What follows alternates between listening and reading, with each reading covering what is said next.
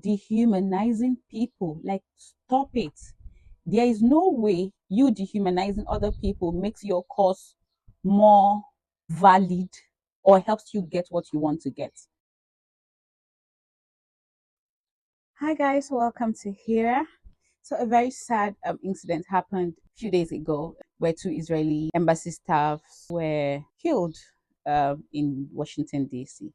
I'm not here to talk about it really, even though it's a very sad thing. I'm just going to be making reference to it as to what I want to talk about today. And that is really stop dehumanizing people. Like, stop it. There is no way you dehumanizing other people makes your cause more valid or helps you get what you want to get. Now, why am I using that as a reference point? So, when I went to Twitter, I was kind of, you just go through what happened and people's opinions and all that. Then someone made mention of, because some of them were saying, oh, it doesn't really matter, or, but they were going to the guy's mentions because obviously I think he was active on Twitter, and we're saying, oh, you're in hell now. Like, this is somebody, the person that was killed, you're in hell. Just some very terrible, terrible things. So Eurovision just finished a couple of days ago as well. And then the Israeli contestant got the highest public votes. Now, so some of the broadcasters, because the way it works is that I think it's the broadcasters from the different countries that kind of organize it or are involved in the whole thing. So I think the broadcasters from Spain, some of the other European, I'm sure of Spain. I know I read something about the Netherlands. I don't know if it's Ireland or something again. So they are now kind of saying they do not trust. They want an investigation into the voting and all that, because the Israeli contestant, who according to them should not have gotten that kind of huge backing from the public once it's investigated. So I'm not really sure how long they've had that system in place, but now I'm going to say something. So last year, when the other Israeli contestant was at Eurovision, they were a lot of things. They were protesting. They were just doing a lot of things to her. Even when she's practicing, she's singing, doing rehearsals, they were still taunting her, which was the same thing they did to this one. And I remembered in this my small head house here, I took my phone. Like, I can't really be bothered about Eurovision, sincerely, but I took my phone and I voted. Like, I voted for her. I don't know her. I really do not. Do you understand? I'm not interested in what they are doing, but it was just for me wickedness that you'll be taunting somebody because her government or her country is doing something you do not agree with. Then you think it's okay to come and make her feel scared, dehumanize her, and somehow these other broadcasters cannot believe that people like me exist and would vote. Even though this year I didn't vote, I really was not interested in that much as the protest. They were for the Eden one, the one they had in Sweden. So that was the one I really got upset and like I was going to vote for Israel, and I voted for Israel. And I'm very sure a lot of people probably did as well. That some people think they are very vocal does not mean everybody. There are people who are just silently doing whatever they want to do. They can't speak because probably they are scared, but they will do what they need to do and what they want and they believe they should do. Now back to our topic of dehumanizing people. Like, generally you see people not picking on issues but just saying, because you are this, then you represent this. No, I'm going to go back to Israel again. When people keep saying, oh, we want a ceasefire, want a ceasefire, agreed, there needs to be a ceasefire. But what I don't know how it skips their memory to say that there needs to be a ceasefire. Those hostages need to be returned as well. The ones who are already dead and the ones who are alive all need to be returned. But once you're focusing, oh, there are so many people in Gaza who are malnourished, who are this, which is not untrue. If you're going by the videos and everything that's been posted, but there are also people who have not seen sunlight for how many years now? At least 18 months plus. So you cannot say because Israel has been doing this, then it is okay that those people remain there.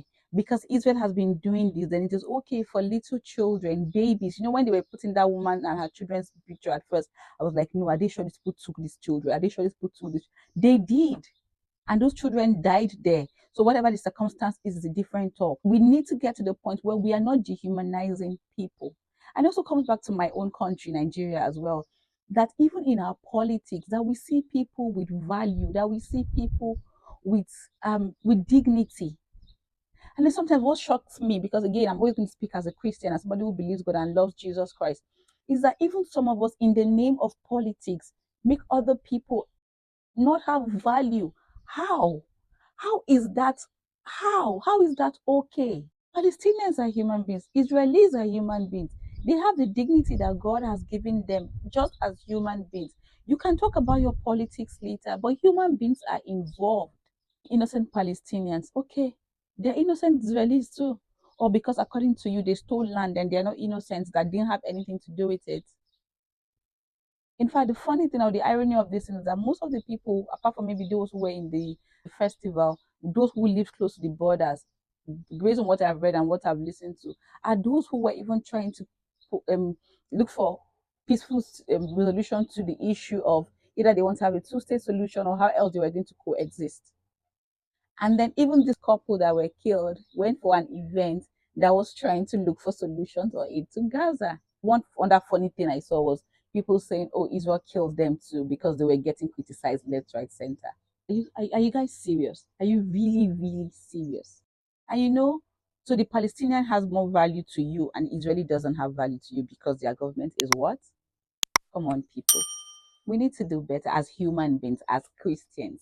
You can't keep joining the bandwagon and saying, "Oh, because Israel has done this, Israel has." Yes, I think it is like two truths can coexist. That we can say that what Israel is doing is wrong, and we can also say that the people who are holding the hostages are also doing wrong. Even look at the ceremonies they were putting up when they were even releasing them.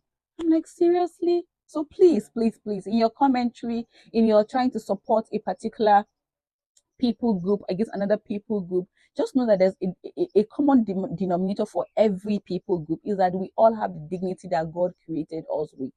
Now, politics aside, other things aside, you should treat every human being with that dignity.